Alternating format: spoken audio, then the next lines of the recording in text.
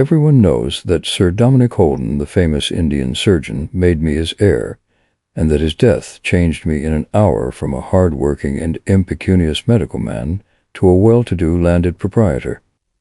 Many know also that there were at least 5 people between the inheritance and me, and that Sir Dominick's selection appeared to be altogether arbitrary and whimsical. I can assure them, however, that they are quite mistaken, and that although I only knew Sir Dominick in the closing years of his life, there were nonetheless very real reasons why he should show his goodwill towards me. As a matter of fact, though I say it myself, no man ever did more for another than I did for my Indian uncle. I cannot expect the story to be believed, but it is so singular that I should feel it was a breach of duty if I did not put it upon record. So here it is, and your belief or incredulity is your own affair. Sir Dominick Holden, C.B., K.C.S.I., and I don't know what besides, was the most distinguished Indian surgeon of his day.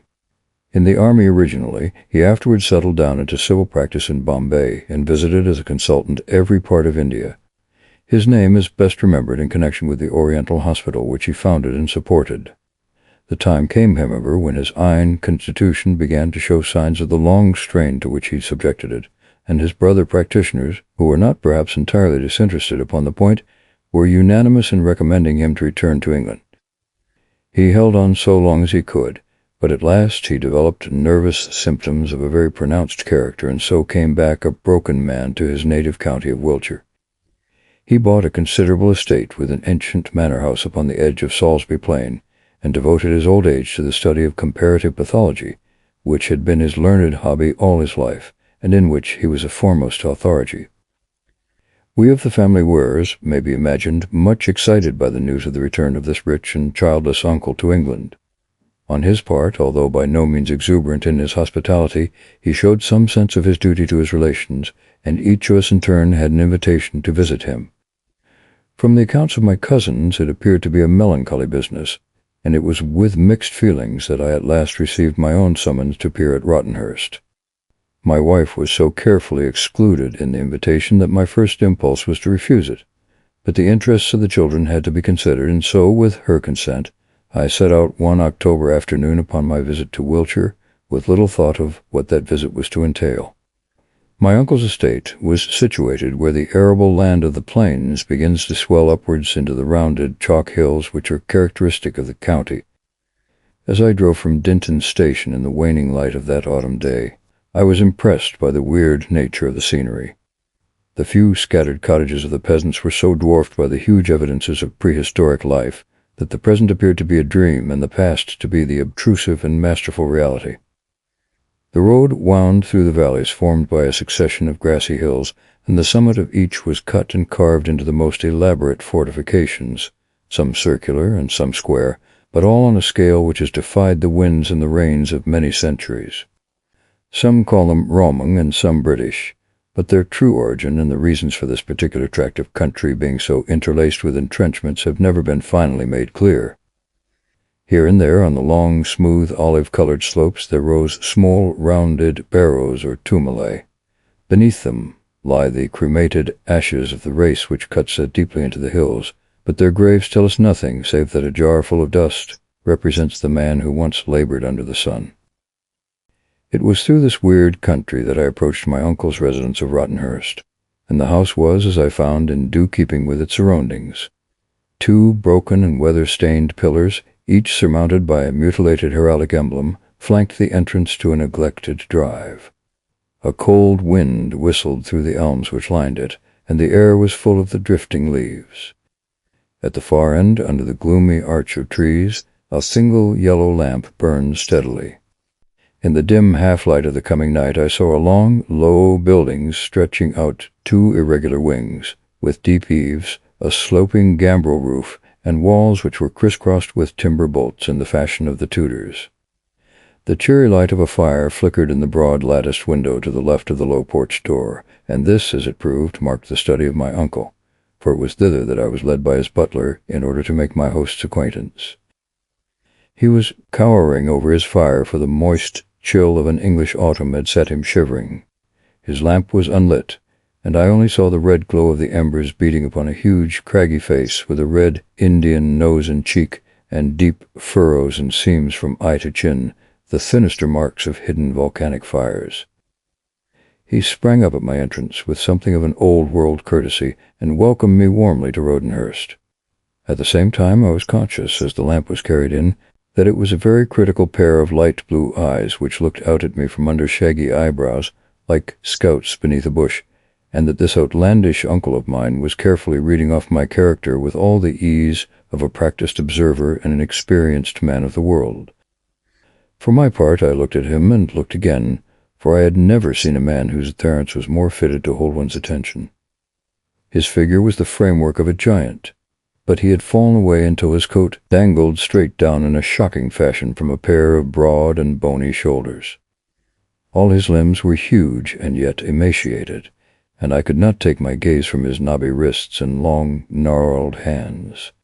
But his eyes, those peering, light blue eyes, they were the most arresting of any of his peculiarities. It was not their color alone, nor was it the ambush of hair in which they lurked, but it was the expression which I read in them. For the appearance and bearing of the man were masterful, and one expected a certain corresponding arrogance in his eyes. But instead of that I read the look which tells of a spirit cowed and crushed, the furtive, expectant look of the dog whose master has taken the whip from the rack. I formed my own medical diagnosis upon one glance at those critical and yet appealing eyes. I believed that he was stricken with some mortal ailment, that he knew himself to be exposed to sudden death, and that he lived in terror of it. Such was my judgment, a false one as the event shows. But I mention it, but it may help you to realize the look which I read in his eyes.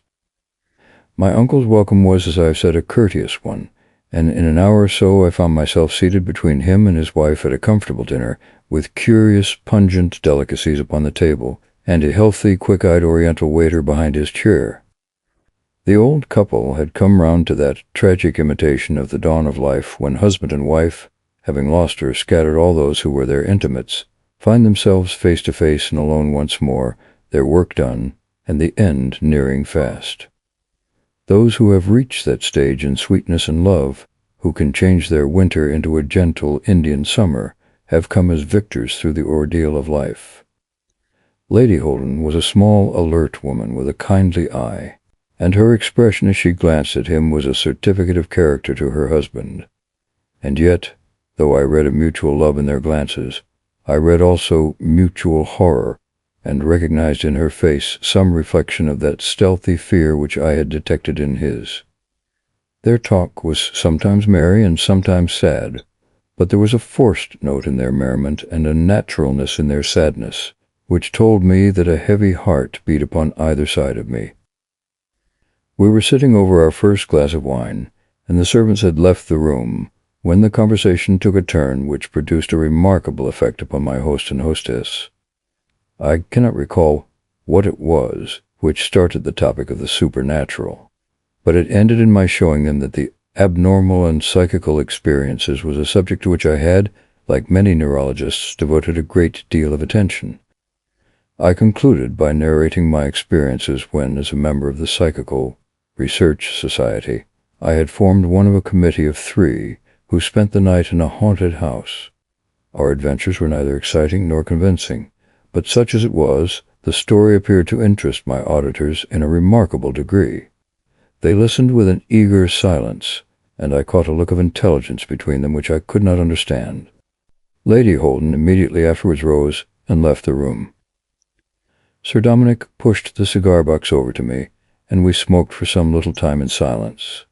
That huge bony hand of his was twitching as he raised it with his cheroot to his lips, and I felt that the man's nerves were vibrating like fiddle strings. My instincts told me that he was on the verge of some intimate confidence, and I feared to speak lest I should interrupt it. At last he turned towards me with a spasmodic gesture like a man who throws his last scruple to the winds. "From the little that I have seen of you, it appears to me, Dr. Hardacre," said he, "that you are the very man I have wanted to meet." "I'm delighted to hear it, sir. Your head seems to be cool and steady. You will acquit me of any desire to flatter you, for the circumstances are too serious to permit of insincerities.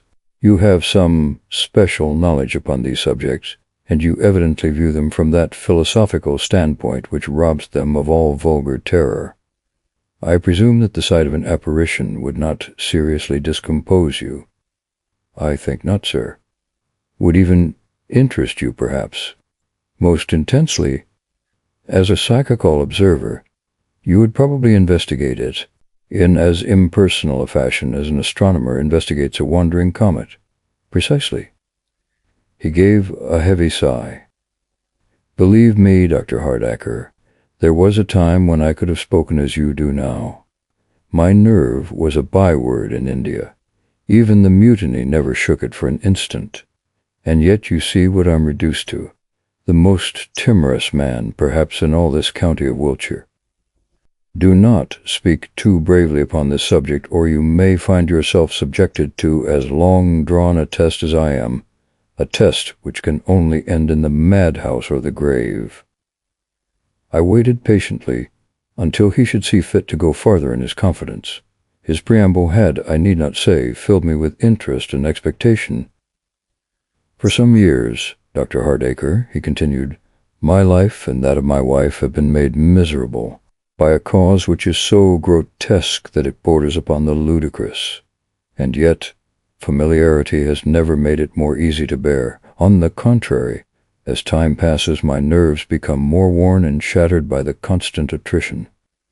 If you have no physical fears, Dr. Hardaker, I should very much value your opinion upon which phenomenon which troubles us so. For what it's worth, my opinion is entirely at your service. May I ask the nature of the phenomenon? I think your experiences will have a higher evidential value if you are not told in advance what you may expect to encounter. You are yourself aware of the quibbles of unconscious cerebration and subjective impressions with which a scientific skeptic may throw a doubt upon your statement. It would be as well to guard against them in advance. What shall I do, then? I will tell you. Would you mind following me this way? He led me out of the dining room and down a long passage until we came to a terminal door. Inside there was a large, bare room fitted as a laboratory, with numerous scientific instruments and bottles. A shelf ran along one side, upon which there stood a long line of glass jars containing pathological and anatomical specimens.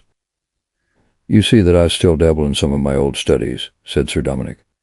These jars are the remains of what was once a most excellent collection. But unfortunately I lost the greater part of them when my house was burned down in Bombay in '92. It was a most unfortunate affair for me in more ways than one. I had examples of many rare conditions, and my splenic collection was probably unique. These are the survivors. I glanced over them, and saw that they really were of a very great value and rarity from a pathological point of view. Bloated organs, gaping cysts, distorted bones, odious parasites, a singular exhibition of the products of India. There is, as you see, a small settee here, said my host. It was far from our intention to offer a guest so meagre an accommodation, but since affairs have taken this turn, it would be a great kindness upon your part if you would consent to spend the night in this apartment. I beg that you will not hesitate to let me know if the idea should be at all repugnant to you. On the contrary, I said, it is most acceptable. My own room is the second on the left, so that if you should feel that you are in need of company, a call would always bring me to your side. I trust that I shall not be compelled to disturb you. It's unlikely that I shall be asleep. I do not sleep much. Do not hesitate to summon me. And so with this agreement we joined Lady Holden in the drawing-room, and talked of lighter things. It was no affectation upon my part to say that the prospect of my night's adventure was an agreeable one. I have no pretence to greater physical courage than my neighbors, but familiarity with a subject robs it of those vague and undefined terrors which are the most appalling to the imaginative mind. The human brain is capable of only one strong emotion at a time, and if it be filled with curiosity or scientific enthusiasm, there's no room for fear. It is true that I had my uncle's assurance that he had himself originally taken this point of view, but I reflected that the breakdown of his nervous system might be due to his 40 years in India as much as to any psychical experiences which had befallen him. I, at least, was sound in nerve and brain, and it was with something of the pleasurable thrill of anticipation with which the sportsman takes his position beside the haunt of his game that I shut the laboratoodle behind me and, partially undressing, lay down upon the rug-covered settee. It was not an ideal atmosphere for a bedroom. The air was heavy with many chemical odors, that of methylated spirit predominating. Nor were the decorations of my chamber very sedative. The odious line of glass jars with their relics of disease and suffering stretched in front of my very eyes. There was no blinds to the window, and a three-quarter moon streamed its white light into the room, tracing a silver square with filigree lattices upon the opposite wall. When I had extinguished my candle, this one bright patch in the midst of the general gloom had certainly an eerie and discomposing aspect. A rigid and absolute silence reigned through the old house, so that the low swish of the branches in the garden came softly and smoothly to my ears. It may have been the hypnotic lullaby of this gentle susurrus, or it may have been the result of my tiring day, but after many dozings and many efforts to regain my clearness of perception, I fell at last into a deep and dreamless sleep. I was awakened by some sound in the room, and I instantly raised myself upon my elbow on the couch. Some hours had passed, for the square patch upon the wall had slid downwards and sideways until it lay obliquely at the end of my bed. The rest of the room was in deep shadow. At first I could see nothing. Presently, as my eyes became accustomed to the faint light, I was aware, with a thrill which all my scientific absorption could not entirely prevent, that something was moving slowly along the line of the wall. A gentle shuffling sound, as of soft slippers, came to my ears, and I dimly discerned a human figure walking stealthily from the direction of the door. As it emerged into the patch of moonlight, I saw very clearly what it was and how it was employed.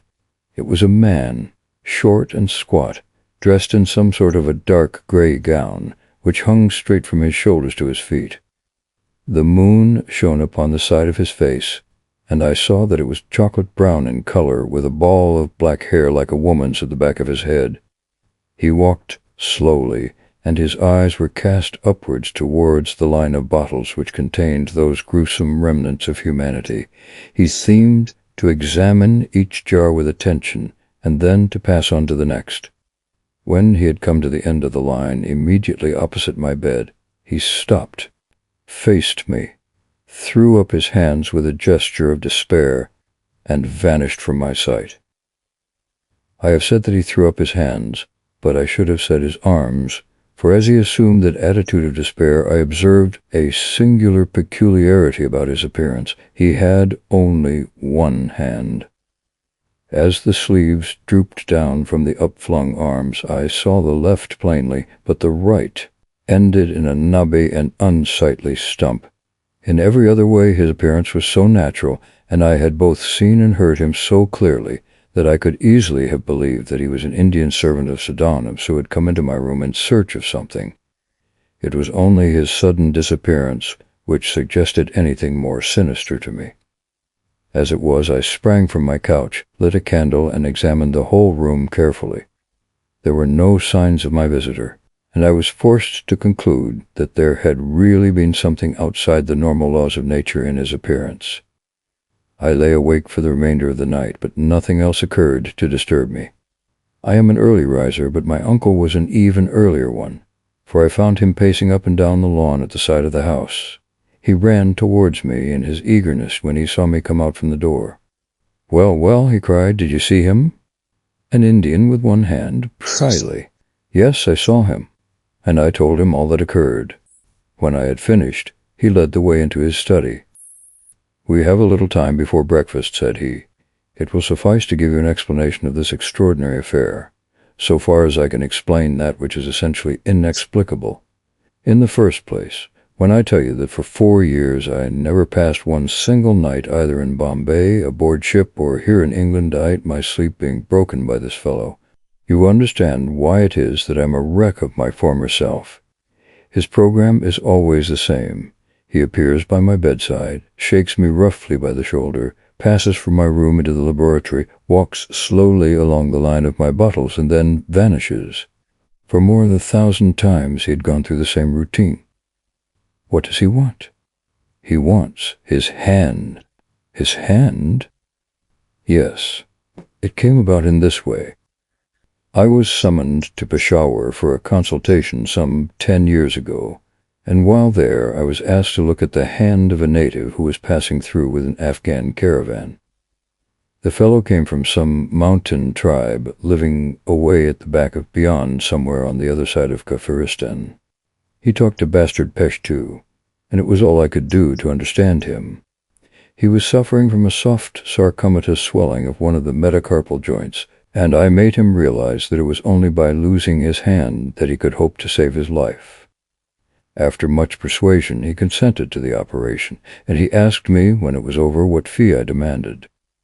The poor fellow was almost a beggar, so that the idea of a fee was absurd, but I answered in jest that my fee should be his hand, and that I proposed to add it to my pathological collection. To my surprise, he demurred very much to the suggestion, and he explained that according to his religion it was an all-important matter that the body should be reunited after death, and so make a perfect dwelling for the spirit. The belief is, of course, an old one, and the mummies of the Egyptians arose from an analogous superstition. I answered him that his hand was already off, and asked him how he intended to preserve it. He replied that he would pickle it in salt and carry it about with him. I suggested that it might be safer in my keeping than his, and that I had better means than salt for preserving it. On realizing that I really intended to carefully keep it, his opposition vanished instantly. "But remember, Sahib," said he, "I shall want it back when I'm dead." I laughed at the remark, and so the matter ended. I returned to my practice, and he, no doubt in the course of time, was able to continue his journey to Afghanistan. Well, as I told you last night, I had a bad fire in my house at Bombay. Half of it was burned down, and among other things, my pathological collection was largely destroyed. What you see are the poor remains of it. The hand of the hillman went with the rest, but I gave the matter no particular thought at the time. That was 6 years ago. 4 years ago, 2 years after the fire, I was awakened one night by a furious tugging at my sleeve. I sat up under the impression that my favourite mastiff was trying to rouse me. Instead of this, I saw my Indian patient of long ago dressed in the long grey gown which was the badge of his people. He was holding up his stump and looking reproachfully at me. He then went over to my bottles, which at that time I kept in my room, and he examined them carefully, after which he gave a gesture of anger and vanished. I realized that he had just died, and that he'd come to claim my promise that I should keep his limb in safety for him. Well, there you have it all, Dr. Hardacre. Every night at the same hour for 4 years this performance has been repeated.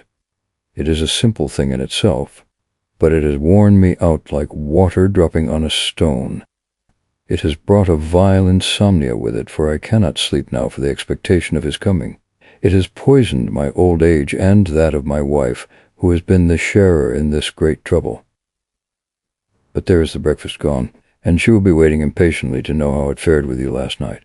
We are both much indebted to you for your gallantry, for it takes something from the weight of our misfortune when we share it, even for a single night, with a friend, and it reassures us to our sanity, which we are sometimes driven to question. This was the curious narrative which Sir Dominick confided to me, a story which to Mary would have appeared to be a grotesque impossibility, but which, after my experience of the night before, and my previous knowledge of such things, I was prepared to accept as an absolute fact. I thought deeply over the matter, and brought the whole range of my reading and experience to bear upon it. After breakfast, I surprised my host and hostess by announcing that I was returning to London by the next train. "My dear doctor," cried Sir Dominick in great distress, "you make me feel that I have been guilty of a gross breach of hospitality in intruding this unfortunate matter upon you. I should have borne my own burden." "It is indeed that matter which has taken me to London," I answered. "But you are mistaken, I assure you, if you think that my experience of last night was an unpleasant one to me. On the contrary, I am about to ask your permission to return in the evening and spend one more night in your laboratory. I am very eager to see this visitor once again." My uncle was exceedingly anxious to know what I was about to do, but my fears of raising false hopes prevented me from telling him. I was back in my own consulting room a little after luncheon and was confirming my memory of a passage in a recent book upon occultism, which had arrested my attention when I read it. "In the case of earth-bound spirits," said my authority, "some one dominant idea obsessing them at the hour of death is sufficient to hold them in this material world. They are the amphibia of this life and of the next, capable of passing from one to the other as the turtle passes from land to water. The causes which may bind the soul so strongly to a life which its body has abandoned are any violent emotion. Avarice, revenge, anxiety, love, and pity have all been known to have this effect. As a rule, it springs from some unfulfilled wish, and when the wish has been fulfilled, the material bond relaxes. There are many cases upon record which show the singular persistence of these visitors, and also their disappearance when the wishes have been fulfilled, or in some cases when a reasonable compromise has been effected." A reasonable compromise effected. Those were the words which I had brooded over all the morning, and which I now verified in the original. No actual attainment could be made here, but a reasonable compromise. I made my way as fast as a train could take me to the Shadwell Seamen's Hospital, where my old friend Jack Hewitt was house surgeon. Without explaining the situation, I made him understand what it was that I wanted. "A man's hand," said he in amazement. "What in the world do you want that for?" "Never mind, I'll tell you some day. I know that your wards are full of Indians." "I should think so, but a hand." He thought a little, and then struck a bell. "Travers," said he to a student dresser, "what became of the hands of the Lascar which we took off yesterday? I mean the fellow from the East India dock who got caught in the steam winch." "They're in the post-mortem room, sir." "Just pack one of them in antiseptics and give it to Dr. Hardacre." And so I found myself back at Roddenhurst before dinner with this curious outcome of my day in town. I still said nothing to Sir Dominick, but I slept that night in the laboratory, and I placed the Lascar's hand in one of the glass jars at the end of my couch. So interested was I in the result of my experiment that sleep was out of the question. I sat with a shaded lamp beside me and waited patiently for my visitor. This time I saw him clearly from the first. He appeared beside the door, nebulous for an instant, and then hardening into as distinct an outline as any living man. The slippers beneath his gray gown were red and heelless, which accounted for the low, shuffling sound which he made as he walked. As on the previous night, he passed slowly along the line of bottles until he paused before that which contained the hands. He reached up to it, his whole figure quivering with expectation, took it down, examined it eagerly, and then, with a face which was convulsed with fury and disappointment, he hurled it down on the floor. There was a crash, which resounded through the house, and when I looked up, the mutilated Indian had disappeared. A moment later, my door flew open and Sir Dominick rushed in. "You're not hurt?" he cried. "No, but deeply disappointed." He looked in astonishment at the splinters of glass, and the brown hand lying upon the floor. "Good God!" he cried. "What is this?" I told him my idea and its wretched sequel. He listened intently, but shook his head. "It was well thought of," said he, "but I fear that there's no such easy end to my sufferings. But one thing I now insist upon. It is that you shall never again, upon any pretext, occupy this room. My fears that something might have happened to you when I heard that crash have been the most acute of all the agonies which I have undergone. I will not expose myself to a repetition of it."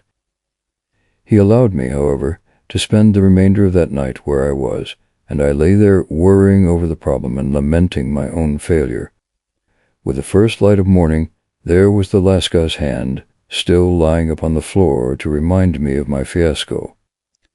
I lay looking at it, and as I lay, suddenly an idea flew like a bullet through my head and brought me quivering with excitement out of my coach.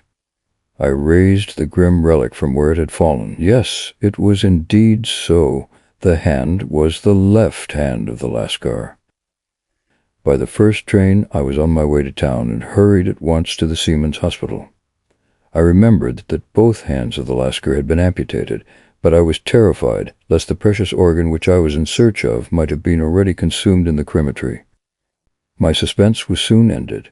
It had still been preserved in the post-mortem room, and so I returned to Rodenhurst in the evening with my mission accomplished and the material for a fresh experiment. But Sir Dominick Holden would not hear of my occupying the laboratory again. To all my entreaties he turned a deaf ear. It offended his sense of hospitality, and he could no longer permit it. I left the hand, therefore, as I had done its fellow the night before, and I occupied a comfortable bedroom in another portion of the house some distance from the scene of my adventures. But in spite of that, my sleep was not destined to be uninterrupted. In the dead of night my host burst into my room, a lamp in his hand. His huge, gaunt figure was enveloped in a loose dressing-gown, and his whole appearance might satin have seemed more formidable to a weak-nerved man than that of the Indian of the night before. But it was not his entrance so much as his expression which amazed me. He had turned suddenly younger by 20 years at the least. His eyes were shining, his features radiant, and he waved one hand in triumph over his head. I sat up astounded, staring sleepily at this extraordinary visitor. But his words soon drove the sleep from my eyes. "We have done it! We have succeeded!" he shouted. "My dear Hardacre, how can I ever in this world repay you?" "You don't mean to say that it's all right?" "Indeed I do. I was sure that you would not mind being awakened to hear such blessed news." "Mind? I should think not indeed. But is it really certain?" "I have no doubt whatever upon the point. I owe you such a debt, my dear nephew, as I have never owed a man before, and never expected to. What can I possibly do for you that is commensurate? Providence must have sent you to my rescue. You have saved both my reason and my life, for another 6 months of this must have seen me either in a cell or a coffin. And my wife, it was wearing her out before my eyes. Never could I have believed that any human being could have lifted this burden off me." He seized my hand and wrung it in his bony grip. "It was only an experiment, a forlorn hope, but I'm delighted from my heart that it succeeded. But how do you know that it's all right? Have you seen something?" He seated himself at the foot of my bed. "I have seen enough," said he. "It satisfies me that I shall be troubled no more. What has passed is easily told. You know that at a certain hour this creature always comes to me. Tonight he arrived at the usual time and aroused me with even more violence than is his custom. I can only surmise that his disappointment of last night increased the bitterness of his anger against me.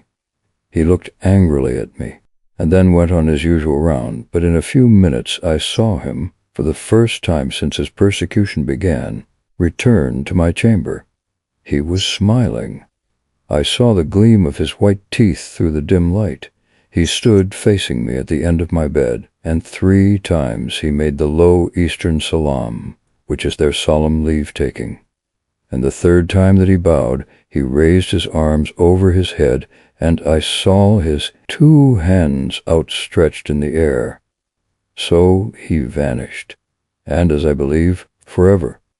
So that is the curious experience which won me the affection and the gratitude of my celebrated uncle, the famous Indian surgeon. His anticipations were realized, and never again was he disturbed by the visits of the restless hillman in search of his lost hand. Sir Dominick and Lady Holden spent a very happy old age, unclouded, so far as I know, by any trouble, and they finally died during the great influenza epidemic within a few weeks of each other. In his lifetime, he always turned to me for advice in everything which concerned that English life of which he knew so little. I aided him also in the purchase and development of his estates. It was no great surprise to me, therefore, that I found myself eventually promoted over the heads of 5 exasperated cousins, and changed in a single day from a hard-working country doctor into the head of an important Wiltshire family. I, at least, have reason to bless the memory of the man with the brown hand, and the day when I was fortunate enough to relieve Rodenhurst of his unwelcome presence.